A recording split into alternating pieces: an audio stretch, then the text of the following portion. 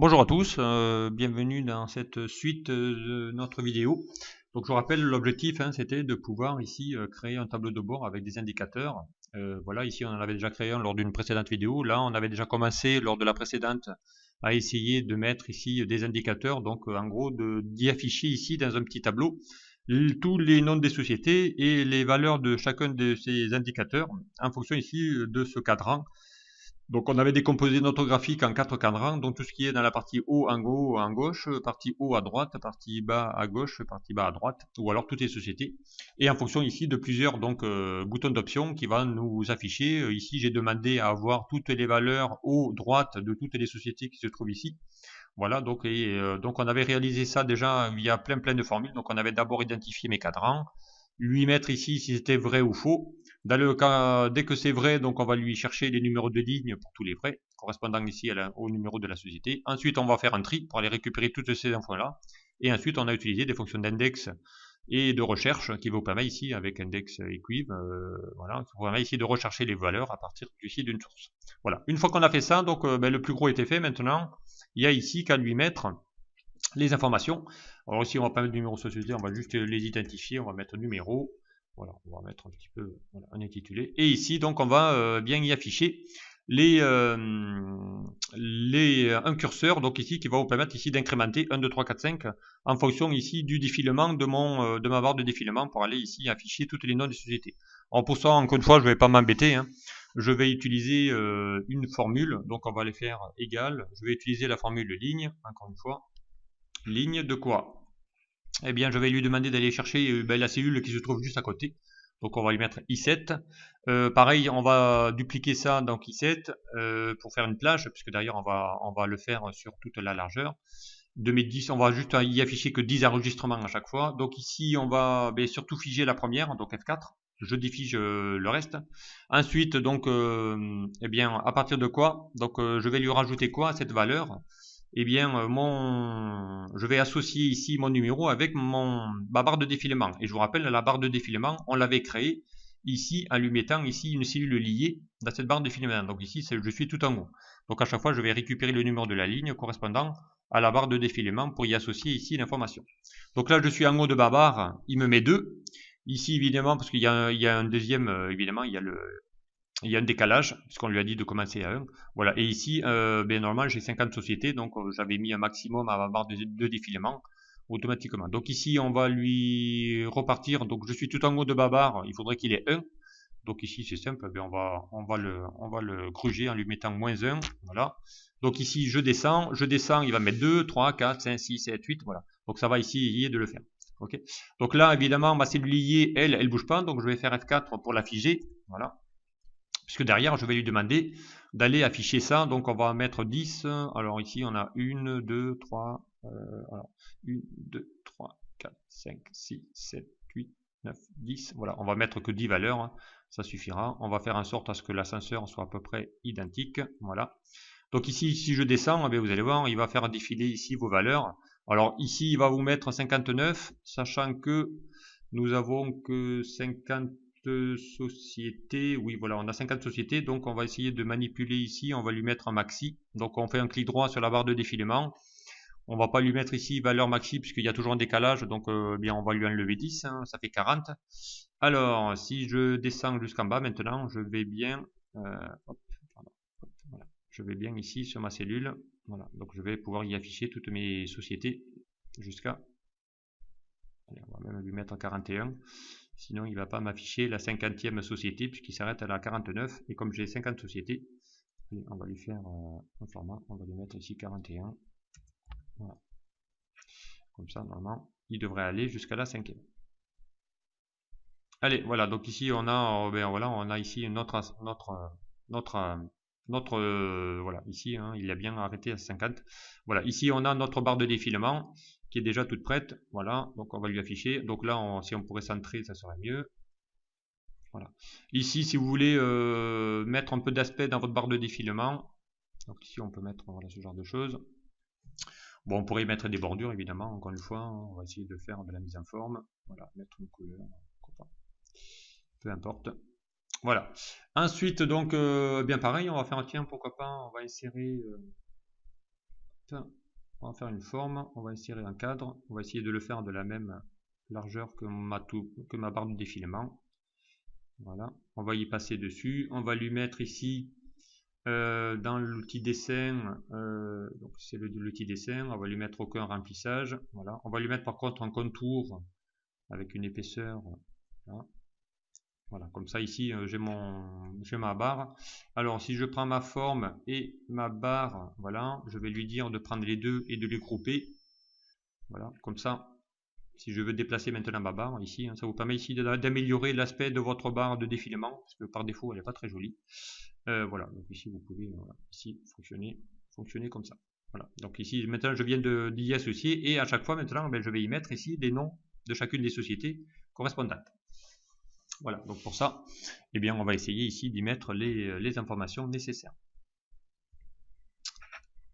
Alors, donc ici, eh bien, on va continuer maintenant à les récupérer. Donc maintenant qu'on a identifié ici, avec mon faire défiler ici mes sociétés sur les 10, voilà, sur les 10, on va essayer maintenant, en fonction ici de mes critères, donc y faire afficher les bonnes infos qu'on avait ici réussi à récupérer dans mon tableau. Donc on va falloir ici récupérer ici toutes ces informations et aller les chercher et les afficher ici. Donc pour ça, eh bien, on va utiliser une formule qui va permettre d'essayer de les faire, encore une fois, une formule index égale index. Index de quoi? Il va vous demander la matrice. Donc la matrice, elle se trouve où? Eh bien, dans ma feuille calcul. Donc là, je vais lui demander d'aller récupérer à partir de ma cellule ici, bien voilà, J13. Voilà, on va demander d'aller récupérer ici dans ma matrice, donc parce que derrière je vais y aller chercher les informations jusqu'à la fin de mes sociétés. Donc ici on en a, hop, voilà, jusqu'à la ligne, ainsi de suite. Donc évidemment ici je vais figer F4 parce que ça ne doit plus bouger. Donc ensuite il va vous demander ici point virgule. Donc ici quel est le numéro de la ligne? Eh bien mon numéro de la ligne ça va être quoi? Eh bien on va aller la chercher. Donc ici dans mon tableau d'indicateur, hein, ça sera quoi? Donc ici mon tableau d'indicateur, on va pas besoin de lui mettre tout ça. On va lui mettre, ça sera ma ligne. Voilà. Et ma ligne, ça sera eh bien, mon J7 ici. Donc on va lui mettre une plage qui va essayer ici de lui lire. Donc encore une fois, il va vous mettre indicateur. Si on peut simplifier la formule, ça sera mieux. J7 de J7, encore une fois. Pareil, pas besoin d'aller lui mettre le nom de la feuille puisque j'y suis. Évidemment, ici, on va mettre une plage extensible mixte. Donc on va faire F4 pour figer que le début, puisque derrière, je vais glisser ma colonne soit vers la droite ou vers le bas. Ensuite, donc bien à cela, donc je ferme ma fonction ligne. Ensuite, il va vous demander ici, eh bien attention, il faut lier ça avec quoi? Avec ma feuille calcul de mon D5. Donc ici, ma feuille calcul, je vous rappelle, elle est tout en haut. Donc puisque ça va être lié avec ma cellule D5, ma barre de défilement, donc je vais devoir figer. Pardon, F4. Hop, c'était pas F3, voilà, ici je vais faire F4 pour figer ma cellule D5, puisque ici ma barre de défilement c'est elle qui va me faire m'incrémenter mes lignes à chaque fois hein, par rapport ici à ma fonction. Donc après, ben, une fois ici, donc il va vous demander ici mes numéros de colonne dans ma fonction index, et mon numéro de colonne ben, se trouve dans mon tableau indicateur. Donc là, ici, je ne vais pas m'embêter, hein, je vais aller chercher ma fonction colonne. Voilà, qui va vous permettre ici, je vous rappelle, colonne permet de renvoyer le nombre de colonnes d'une matrice ou d'une référence. Donc ici, bien encore une fois, ça sera toujours mon numéro de colonne correspondant à ma J7. Donc encore une fois, il va vous compliquer. Voilà, J7, donc point virgule, on va mettre J7, hein, ça sera plus simple. Voilà, je vais figer évidemment le premier, donc F4, ce que après je vais faire un glisser. Donc je ferme ma fonction colonne, je ferme ma fonction index. Donc on va aller vérifier ça. Donc ici il vous dit dans ma partie haut gauche, donc la première valeur c'est la société 11, la deuxième ça sera la société 12. Donc on va aller voir si la société 11 est bien la première valeur. Alors ici vous allez voir que évidemment la première valeur ici il y a le petit décalage, puisque je vous rappelle l'index colonne à chaque fois commence toujours, donc il y aura toujours un petit décalage de 1. Donc pour ça, eh bien, on va simplifier la formule et on va lui dire ici derrière mon numéro de ligne, tu vas juste te décaler d'une ligne vers le haut en faisant -1. Je valide. Donc là maintenant il va vous mettre société 10. Je vais passer dans la société 2, donc il est bien en société 11, exemple. Hein. Je recalcule, donc c'est bien la 10, la 11, la 12 et ensuite il y a la 15. Donc on va aller vérifier ça. La 11, la 12, et voilà, la 15, la 24.